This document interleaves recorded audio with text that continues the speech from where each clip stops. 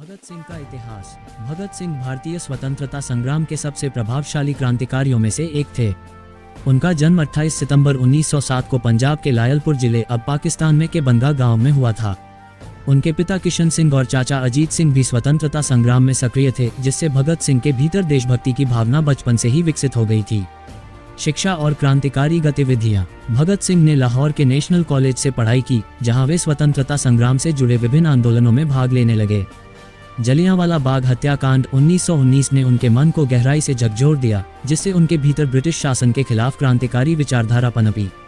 वे चंद्रशेखर आजाद, सुखदेव, राजगुरु जैसे अन्य क्रांतिकारियों के संपर्क में आए और Hindustan socialist Republican association (HSRA) से जुड़ गए।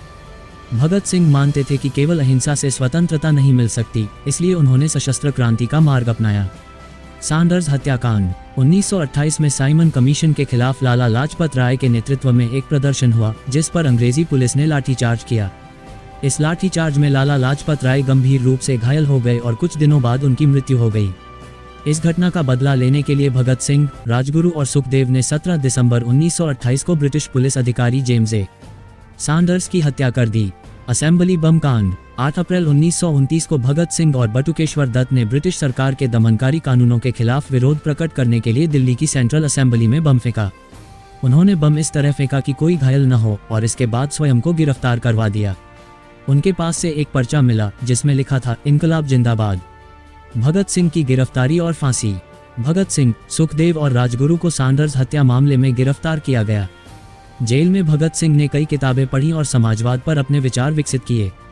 7 अक्टूबर 1930 को अदालत ने उन्हें फांसी की सजा सुनाई।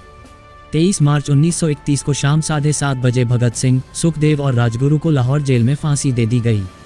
उनकी शहादत ने पूरे भारत में स्वतंत्रता संग्राम को नई ऊर्जा दी। भगत सिंह की विरासत। भगत सिंह सिर्फ एक क्रांतिकारी नहीं, बल्कि एक विचारक भी थे। वे समाजवाद, समानता और स्वतंत्रता के प्रबल समर्थक थे। आज भी उनका नाम देशभक्ति और साहस का प्रतीक माना जाता है। इनकलाब जिंदाबाद, भगत सिंह।